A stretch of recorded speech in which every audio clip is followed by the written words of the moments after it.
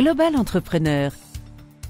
Un carrefour d'initiatives privées, une plateforme d'idées promotrices de l'esprit d'innovation et d'entrepreneuriat par la diaspora et pour la diaspora. Global Entrepreneur, c'est avec Jean-Pierre Coudifot depuis la Caroline du Nord sur votre station préférée.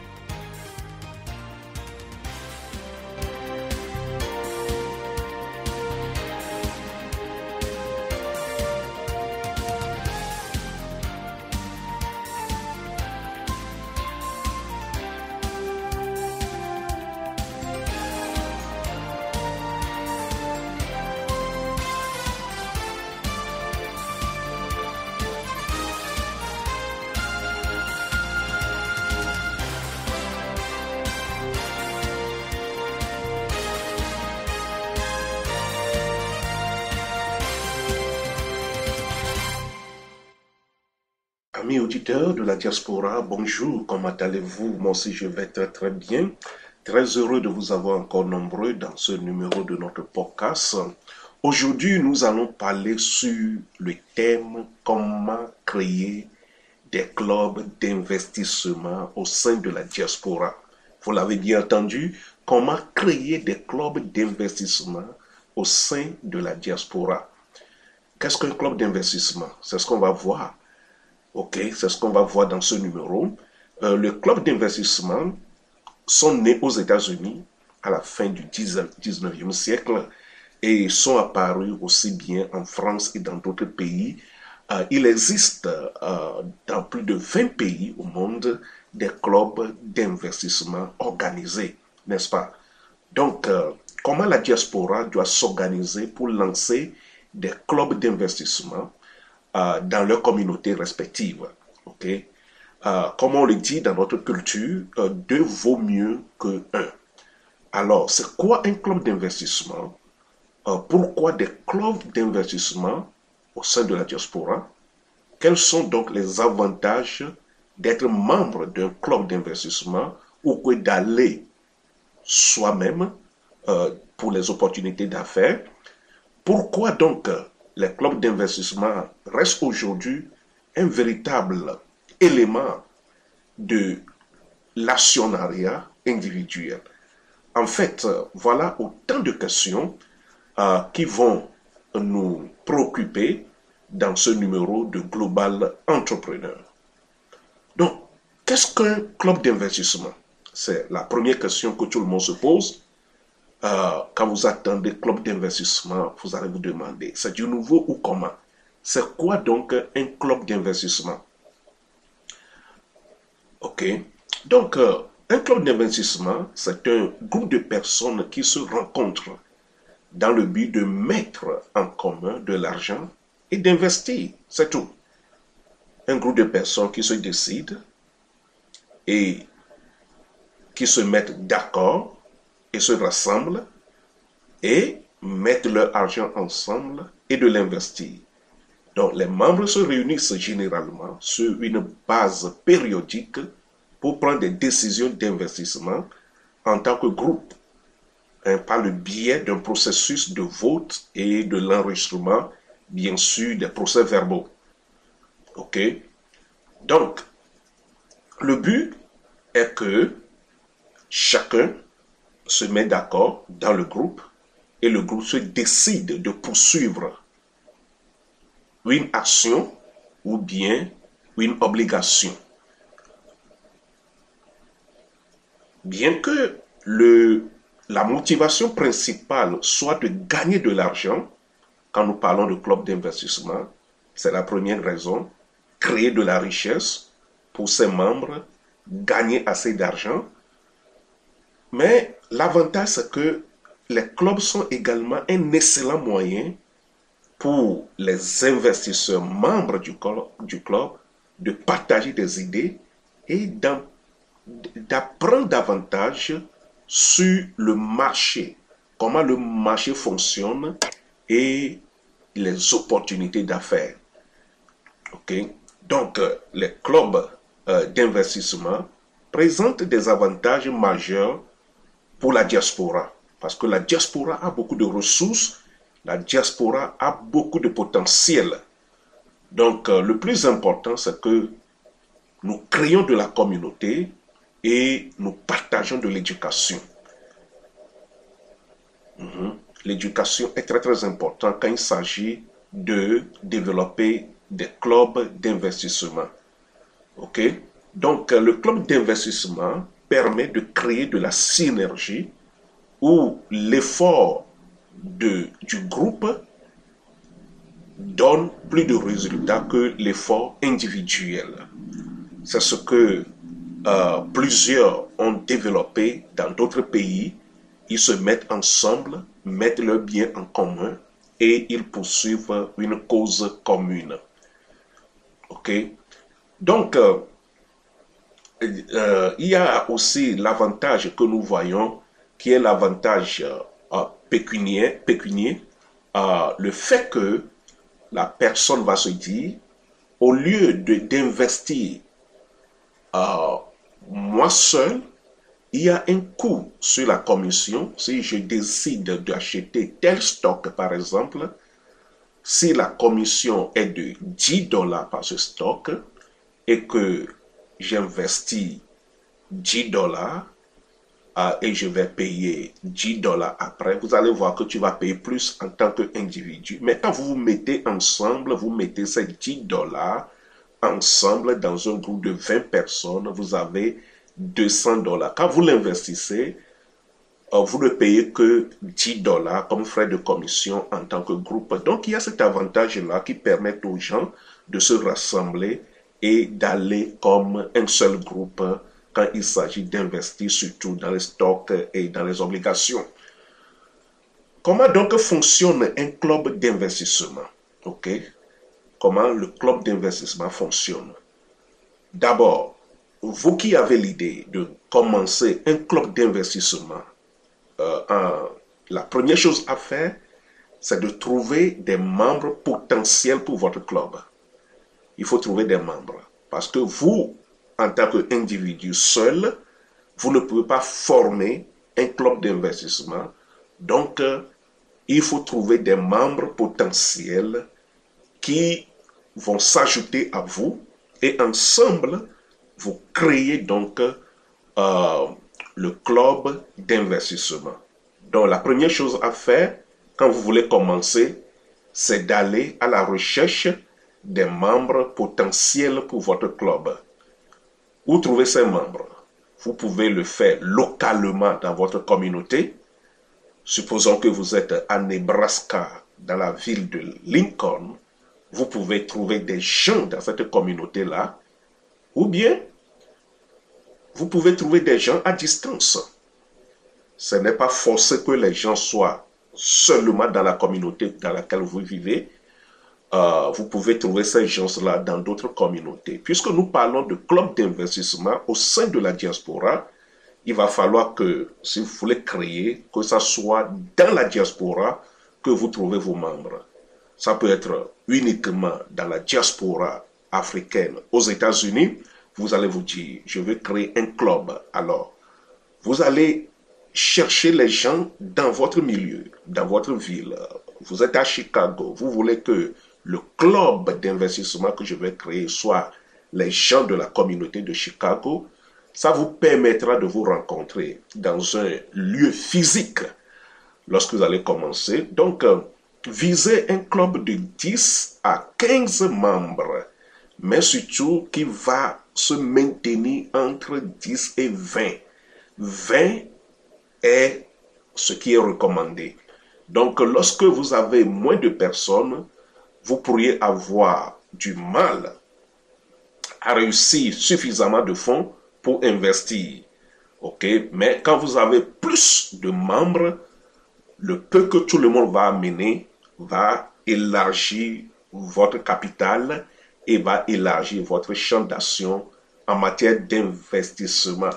Mais il faut aussi penser, si vous avez un grand nombre de groupes, donc il y aura problème de maintenir la discipline lors des discussions de haute qualité et aller à la recherche d'un endroit pour les rencontres périodiques. Donc tout ça, ce sont des préoccupations. Donc si vous voulez commencer, qu'est-ce qu'il faut faire? Il faut passer le mot. Ok, vous avez l'idée de commencer un club d'investissement, passez le mot. Parlez aux membres de votre famille, de l'entourage d'abord, à vos amis dans la diaspora, là où vous vivez localement. Commencez par chercher les gens là-bas. Parlez-leur que voilà, vous voulez commencer un club d'investissement. Ils vont dire, c'est quoi un club d'investissement? Expliquez-leur. Dites-leur ce que c'est qu'un club d'investissement. Nous venons de définir un club d'investissement comme un groupe de personnes qui se réunissent, qui mettent leur argent en commun dans le but d'investir et de poursuivre des opportunités d'affaires. Expliquez-leur l'avantage et parlez aux gens dans votre église locale, là où vous allez à l'église ou bien là où vous adorez.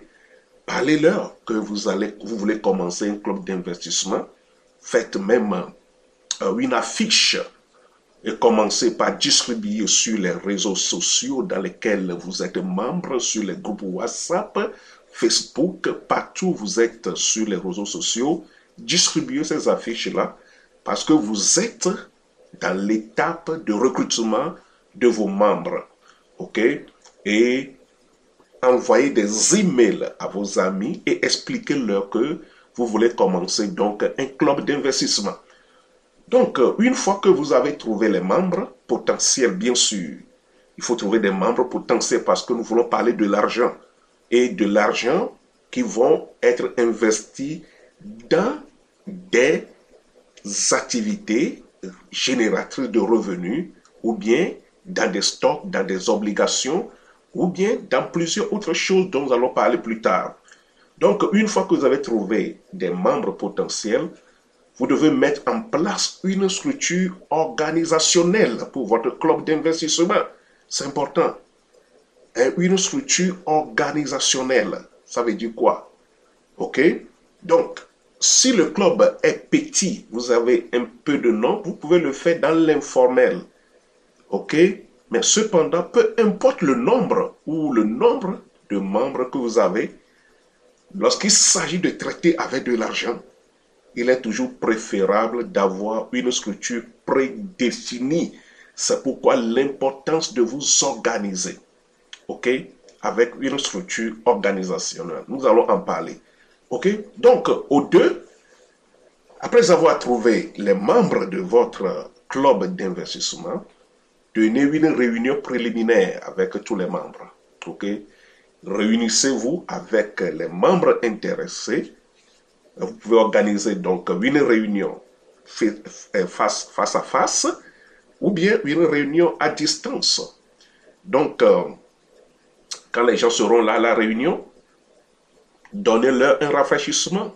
Peut-être vous pouvez vous rassembler chez vous, à l'église ou dans une mosquée, ou bien vous rassembler quelque part à la bibliothèque, n'est-ce pas, locale, et vous allez définir au cours de cette réunion-là des objectifs clairs,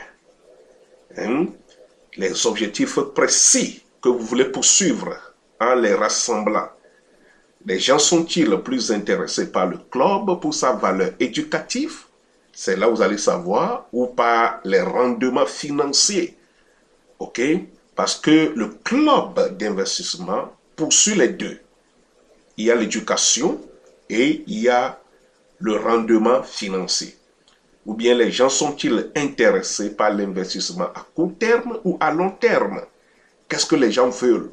Quelque chose qui va produire de la liquidité maintenant ou bien quelque chose qui va générer de la valeur et de la richesse en long terme. OK? Donc, c'est là où vous allez discuter de tout ça là.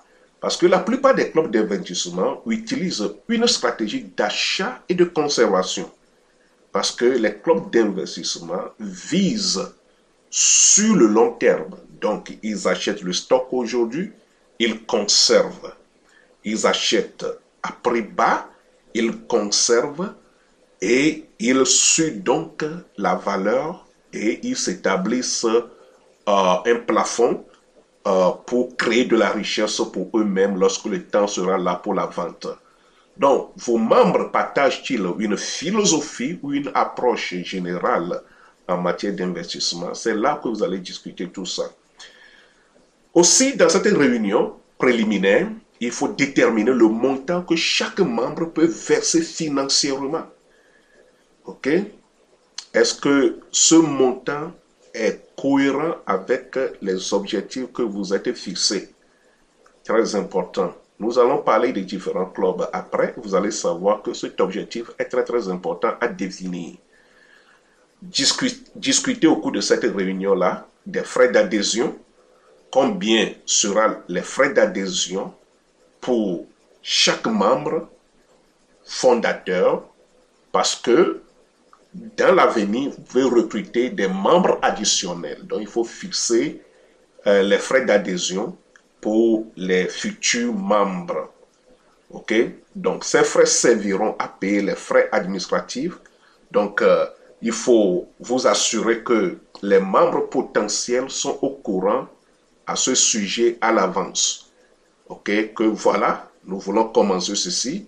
Voici ce que chacun doit contribuer comme frais d'adhésion, nous permettant de payer les frais administratifs. Quelqu'un va se dire, mais c'est quoi les frais administratifs d'un club d'investissement? Il y en a plein, on en parlera. Donc, fixez des cotisations mensuelles minimales. OK? Quand vous vous rassemblez chaque fin du mois, il faut vous fixer des cotisations mensuelles. Donc, à cette réunion-là, il faut décider du montant et du plafond. Si les gens font des contributions différentes, le rendement devrait être proportionnel. Donc, il faut avoir une table de rendement par pourcentage. OK? Donc, c'est à ce niveau-là qu'il faut discuter les différents modes d'investissement et modes de rendement en établissant donc des fourchettes. Vous voyez? OK? Donc, vous pouvez mettre en commun vos fonds d'investissement et investir ensemble. Donc, c'est une pratique courante qui se fait avec les différents fonds, différents clubs d'investissement, soit investir par l'intermédiaire de comptes individuels qui sera auto-géré par l'individu membre. Ça veut dire quoi? C'est-à-dire, vous choisissez la philosophie que, bon, nous allons investir. Mais quand nous allons investir, chaque membre va gérer son compte. Ou bien, vous allez dire, nous allons investir et désigner une seule personne, gérer le compte au nom du groupe. OK? Donc, envisagez aussi de créer votre club par... Il y a une organisation qui est une organisation non gouvernementale qui s'appelle betainvesti.org. C'est une organisation accréditée aux États-Unis qui vous permettra de créer votre club d'investissement sur leur plateforme. Cela vous permettra d'avoir accès à leur éducation, à leurs outils pédagogiques sur les différents stocks qui sont là-bas sur le marché. Donc, je rappelle encore donc cette organisation Beta Investing. Donc, vous allez sur leur website, vous allez voir betainvesting.org. Donc, c'est une organisation qui peut fournir de l'éducation, du soutien et des outils et ressources en ligne pour votre club. Donc, il faut y penser à cela. Donc, l'autre chose à faire au cours de cette réunion, déterminer si votre club doit s'inscrire auprès de la SEC. Qu'est-ce que la SEC? C'est la Security and Exchange. Donc, aux États-Unis, c'est la SEC qui gouverne le monde financier et le monde des investissements. Donc, qui régularise tout. Donc, voyez si, éventuellement, selon le montant que vous mettez, s'il y a besoin de vous enregistrer avec la SEC. Donc, ceci concerne la diaspora vivant aux États-Unis. Donc, vous trouverez plus d'informations sur leur website, bien sûr, quand vous allez sur le www.sec.gov.gov, c'est-à-dire le gouvernement, vous allez trouver beaucoup d'informations sur leur site. Donc, après que, durant cette réunion-là, vous allez, la troisième chose à faire, c'est d'évaluer le niveau d'intérêt des membres. OK? Vous, en tant que l'initiateur de cet objectif, vous devez évaluer le niveau d'intérêt de ceux qui ont dit qu'ils seront membres de votre club. C'est important parce que vous parlez d'argent et vous parlez de comment investir. Donc, en d'autres termes, décidez si vous voulez vraiment investir avec ces personnes-là. Très important. Quand on parle d'argent, d'investissement, tout le monde court. Mais à vous d'évaluer si vous voulez investir avec tous ceux qui se sont inscrits. Parce qu'un club d'investissement comporte un risque important pour les personnes impliquées. OK? Il y a du risque. Mais aussi, il y a du rendement. OK? Les risques et par conséquent, des récompenses. Les récompenses, bien sûr, sont partagées entre tous les membres. Et c'est ce que nous poursuivrons d'ailleurs. Et le club d'investissement, c'est ce qu'ils poursuivent. Bien sûr qu'il y a le risque, mais dans ce risque, la récompense, c'est ce qu'ils veulent. Ils cherchent. C'est pourquoi plusieurs veulent être membres des clubs d'investissement. Cela signifie que toutes les personnes impliquées devaient être intéressées de la même manière et participer de la même manière au club. Vous voyez, c'est important parce que le club ne sera pas géré par une seule personne. Les gens voient de l'argent et ils disparaissent. Donc, soyez à l'affût des signaux d'alarme parmi vos membres potentiels. Par exemple, qu'est-ce qu'il faut considérer? Considérez attentivement des membres qui pourront ne pas tirer leur propre poids dedans. Ils sont là, mais ils ne sont pas dedans. Est-ce que le club doit leur permettre de rester? C'est-à-dire, ils n'expriment pas de l'intérêt. OK? Et quand il y a opportunité d'affaires, ils sont en retard dans leur investissement et ne participent pas régulièrement à ces opportunités-là. Qu'ils ne sont pas présents aux réunions. OK? Donc, ce sont des signes qui vous prouvent que vous ne pouvez pas aller avec ces gens-là. Hein? Et des gens qui ne sont pas fidèles à la stratégie d'investissement que le groupe s'est donné. Voyez? Et qui ne font pas partie d'aucune commission et qui ne veulent pas travailler pour l'avancement du groupe. Et qui laissent les autres seulement font tout le travail. Parce qu'avant de faire un investissement, vous devez avoir une commission de recherche des opportunités qui vient présenter et tout le monde critique et tout le monde apporte. Donc, voyez si ces gens-là participent à tous ces travaux préliminaires. OK? Donc, des gens qui s'engagent à pointer du doigt lorsque vous racontez un investissement non rentable ou une occasion manquée, qui pointent du doigt déjà les gens, ceux qui ont fait cette décision, ceux qui ont voté pour. Donc, il faut voir si ce sont des gens avec qui vous voulez investir. Parce que ici, un club d'investissement doit être sérieux, dynamique et engagé. OK? Donc, l'autre chose à faire, après que vous avez vu tout ça et vous êtes sûr que vous voulez y aller, organisez une réunion d'organisation pour régler les détails. Vous ne devez pas faire la première réunion seulement et se séparer. Vous devez organiser une réunion d'organisation pour régler ce qui reste. OK? Avoir une réunion avec les personnes qui sont toujours intéressées à discuter et à mettre en œuvre la politique et l'organisation du club. OK? Donc, la première étape devrait être de décider d'un nom officiel pour votre groupe. OK? Vous vous réunissez. Vous parlez maintenant que nous devons lancer le club. Il faut penser au nom. Ensuite, vous voudrez décider quand et où se rencontrer. OK? Quel est le lieu de rencontre que vous allez faire? Est-ce qu'il faut le faire par rotation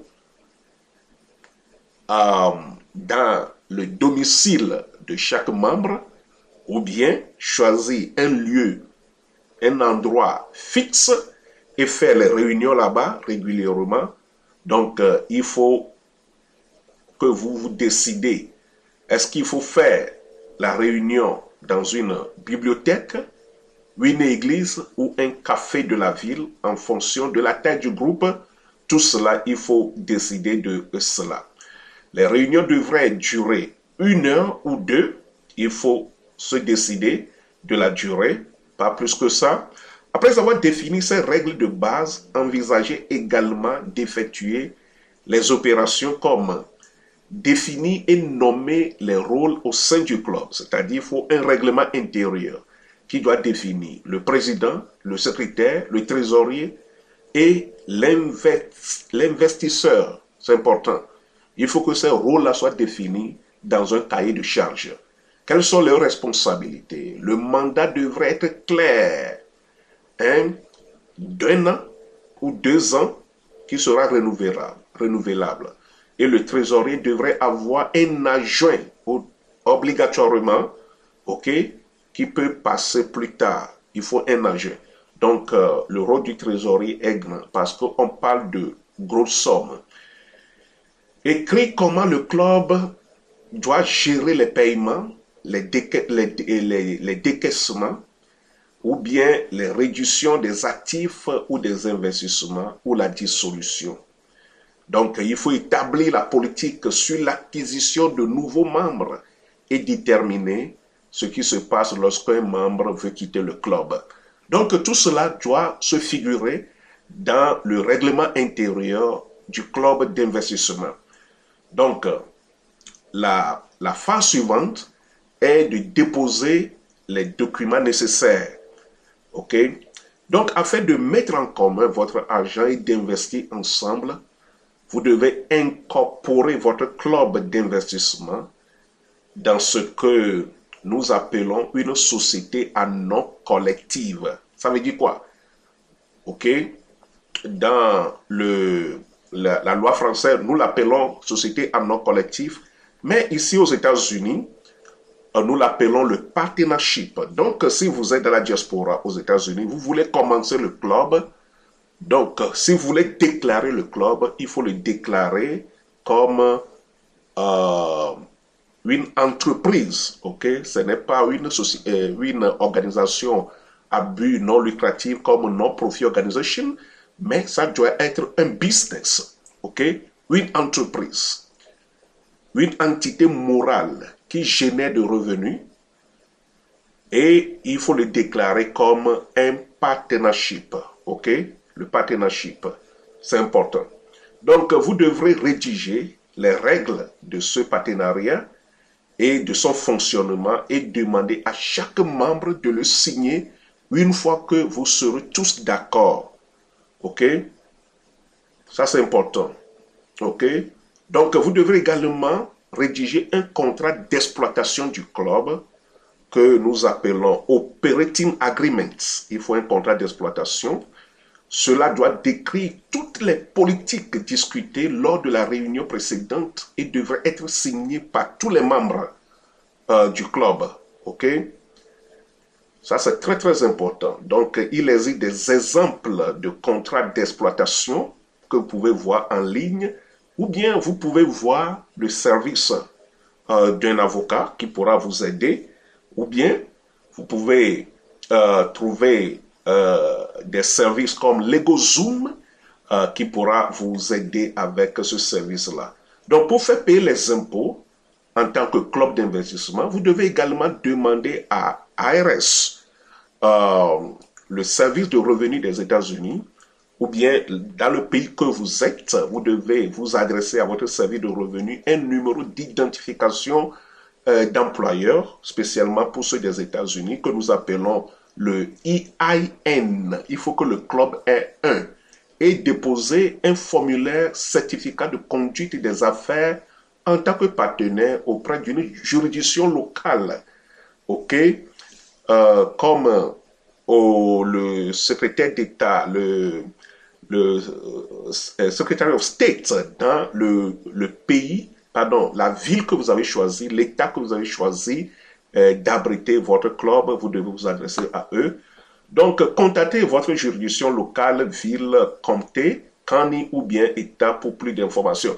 Donc, nous allons nous arrêter ici pour aujourd'hui et nous allons continuer très prochainement dans un autre numéro de Global Entrepreneur pour parler plus en détail des autres éléments qu'il faut rassembler si vous voulez commencer un club d'investissement.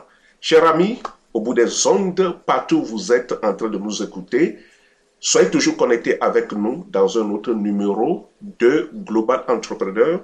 Je m'appelle Jean-Pierre. D'ici là, portez-vous bien et à très très bientôt. C'était Global Entrepreneur. Pour nous joindre, visitez globalentrepreneur.co ou nous écrire sur WhatsApp 1 719 963 42 54. D'ici là, portez-vous bien et à la prochaine avec un nouveau numéro de Global Entrepreneur.